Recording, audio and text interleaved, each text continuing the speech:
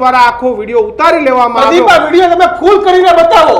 હા, એટલે Rajkot police commissioner Brijesh Jha પોલીસમાં લુખારો છે કે જે પ્રમાણે બે રોકટોક રીતે અમદાવાદના વસ્ત્રાલમાં જે રીતે તલવારો લઈને નીકળાતા, આ રાજકોટમાં લાકડી લઈને બેફામ લુખારો નીકળી રહ્યા છે। એટલે કાયદો અને વ્યવસ્થાની આ હરામખોરોને કોઈ પણ પ્રકારનો ડર નથી। ભાઈ ગાડી લઈને ગયા હોય તો અડી જાય, એ ભૂલ છે, અકસ્માત છે, તમને કોઈ એટલું તો નુકસાન નતું થઈ ગયું, પણ પોતાના બાપનું સમજતા પોલીસ વાળા દીક્ષિત આમને એવો રોફ હોય છે કે અમે વર્ધી પહેરી લીધી એટલે અમારા બાપુજીનું છે, અમે ગમે એનું મારીશું। સાહેબ હિંમત હોય તો આ પોલીસની વર્ધી ઉતારીને બતાવો, કારણ કે આવા લોકોના કારણે જ લોકોને એ હવા રહે છે, વહેમ રહે છે।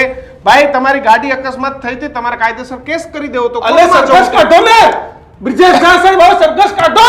આખો રસ્તો બાપુજીનો કરી લીધો અને યુવકને લાકડી વડે તૂટી પડ્યા। રાજકોટનો નાના મોવા રોડ જાણે બાનમાં લઈ લીધો હોય 15-20 મિનિટ માટે પ્રમાણની સ્થિતિ એ પ્રમાણે લાકડી લઈને તમે જોઈ લો। રાજકોટ પોલીસના બહાદુર પોલીસનું આ કારસ્તાન જોઈ લો। હર્ષંઘવી સાહેબ, ડીજીપી વિકાસ સહાય સાહેબ, જોઈ લો રાજકોટ પોલીસનું કારસ્તાન કે બેફામ રીતે દાદાનું બુલડોઝર ફરે છે ને સાહેબ, ફેરવા દિવ્યરાજસિંહના ઘર પર દાદાનું બુલડોઝર ખબર કરવી જોઈએ।